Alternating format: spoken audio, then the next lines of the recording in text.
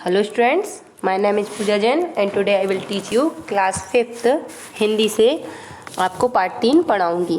Part 3 क्या है? सुभद्रा कुमारी चौहान ये एक कवित्री हैं। इन्होंने बहुत सारी कविताएं लिखी हैं। ये वीर रस मतलब प्रधान कविताएं बहुत ज़्यादा लिखती हैं। तो आपने ये कहानी मतलब ये कविता तो सुनी होगी। बुंदेले हरवोलों के मुँह हमने सुनी कहानी थी, खूब लड़ी मर्दानी वह तो झांसी वाली रानी थी। ये इन्होंने ही लिखी है। आपने जानते हो ना, ये कहानी पढ़ी है पहले कविता। तो इस कविता की रचनाकार कौन है? सुभद्रा कुमारी चौहान। आज हम इनके बारे में पढ़ेंगे। इन्होंने बहुत सारी कविताएं लिखी हैं। इनका जन्म 1904 में प्रयाग के निहालपुर मोहल्ले में हुआ था। इनके पिता का नाम क्या था? ठाकुर रामदास सिंह। इनकी मम्मी का नाम क्या था? माँ का नाम धीराज कुंवर। ओके। 5 वर्ष की उम्र में इनको स्कूल में भर्ती किया गया था। अपनी तीक्ष्ण बुद्धि और काव्य प्रतिभा के कारण वे सभी अध्यापकों को चहेती बन गई थी। जब वे 7वीं कक्षा में थीं तब इन्होंने महादेवी वर्मा की कविताओं के बारे में पता चला और दोनों मित्र हो गई। इनकी मित्रता जीवन पर्यंत बनी रही। दोनों क्या थी? लेखक थी। दोनों को कहानियाँ मतलब कविता लिखने का शौक़ था। दोनों सहेलियाँ बन गई और इनकी जो मित्रता थी वो जीवन पर्यंत मतलब लास्ट टाइम तक, जब तक वो रही जब तक उनकी मित्रता चलती रही। इनका विवाह कहाँ हुआ था? खंडवा निवासी वकील लक्ष्मण सिंह चौहान के साथ हुआ था। ठीक है। इसी समय जलियांवाला बाग कांड हुआ था। इस कांड से सारे देश में अंग्रेजों के प्रति रोष की लहर फैली गई थी। इसी बीच गांधी जी ने विदेशी वस्तुओं तथा असहयोग आंदोलन के लिए छात्रों का आह्वान किया था। इससे प्रेरित होकर सुभद्रा और लक्ष्मण सिंह ने इन सभी आंदोलनों में भाग लेने का निश्चय किया। सुभद्रा कुमारी चौहान ने राष्ट्रीय आंदोलनों में जी जान से योगदान दिया। उनके भाषण बहुत जोशीले होते थे। वे बीच बीच में कविताएं भी सुनाती थीं। मतलब बहुत अच्छे भाषण होते थे, इनसे जोश आ जाता था सब में।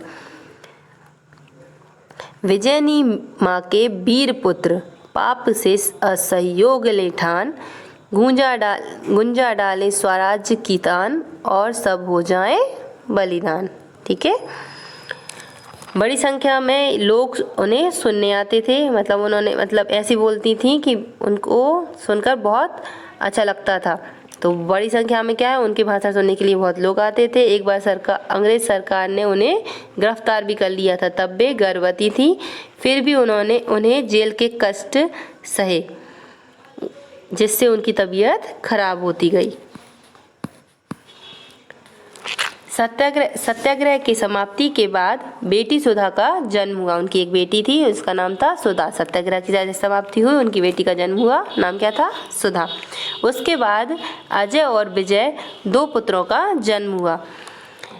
इसी प्रकार उन्हें कविता संग्रह मुकुल पर शेक्सपियर पुरस्कार मिला।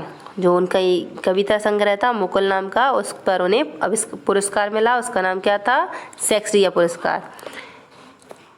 पद्मलाल, पुन्नालाल बख्शी और नर्मदा प्रसाद खरे के अनुरोध पर इन्होंने कहानियाँ लिखना प्रारंभ किया, जिसके संग्रह बिखरे मोती को छपवाने के लिए सुभद्रा को इलाहाबाद भी जाना पड़ा था। मतलब ये सब लिखे थे तो इसके लिए उन्हें इलाहाबाद जाना पड़ा था। इस संग्रह को पुनः शेक्सपियर पुरस्कार मिला। मतलब जब ये वाले मुकुल पहले नंबर पे तो उन्हें उस पर मिला था मुकुल पर। उसके बाद जब बिखरे मोती लिखी तो उस पर भी उन्हें पुरस्कार मिला। इस समय वह नरेंद्र शर्मा, केदारनाथ अग्रवाल और शमशेर बहादुर सिंह से इनका संपर्क हुआ। इन तीनों से मिली जब उन्हें ये पुरस्कार मिला, जो इनको मौसी कहते थे। जब सुभद्रा कुमारी इलाहाबाद जाती थी तो उनकी बाल सखी महादेवी वर्मा से अवश्य मिलती थी। उनसे मिलकर उनका बचपन साकार हो उठता था। असहयोग आंदोलन समाप्त होने पर सुभद्रा समाज सेवा के कार्यों में लग गईं। वे पुनः कविताएं लिखने लगीं, किंतु कविताएं घरेलू जीवन से संबंधित होती थी या बच्चों के लिए अधिक होती थी। मैं बचपन को बुला रही थी, बोल उठी बिटिया मेरी, ओ माँ कहकर बुला रही थी, खाकर मिट्टी खाकर आई थी, कुछ मुंह में कुछ लिए हाथ में, मुझे खिलाने आई थी। आपने कविता पढ़ी नहीं होगी तो आपको आगे पढ़ने के लिए जरूर आएगी। यह कदम का पेड़ अगर माँ होता जमुना तीरे, मैं भी उस पर बैठ कन्हैया बनता धीरे धीरे। सन 1936 में यह मध्य प्रांत असेंबली की जबलपुर महिला सुरक्षित सीट से विधानसभा सदस्य निर्वाचित हुई। अब देखो इन्होंने कितना सब कुछ किया, तो ये विधानसभा की सदस्य भी बन गई।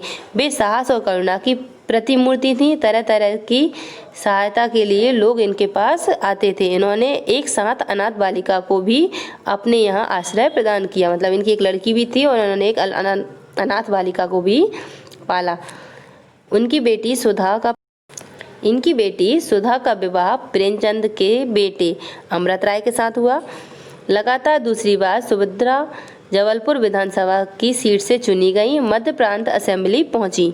अब वो चुनी गई तो मध्य प्रांत असेंबली गई। इसी बीच 30 जनवरी 1948 को गांधी जी की मृत्यु का समाचार मिला, जिससे उन्हें गहरा आघात लगा।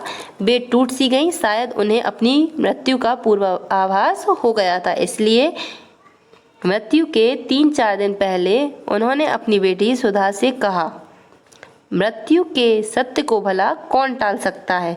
नागपुर में शिक्षा विभाग की बैठक से लौटते समय 1948 ईस्वी में इस अमर कवियत्री और कर्मठ स्वतंत्रता सेनानी की कार दुर्घटना में मृत्यु हो गई। मिला तेज से तेज, तेज की वह सच्ची अधिकारी थी। यह आपका चैप्टर समाप्त हो गया। तो हमारा पार्ट 3 सुभद्रा कुमारी चौहान कंप्लीट हुआ। इसे आप विस्तार से जानने के लिए ये पढ़ लेना। इसके शब्दार्थ आपको लर्न करने हैं।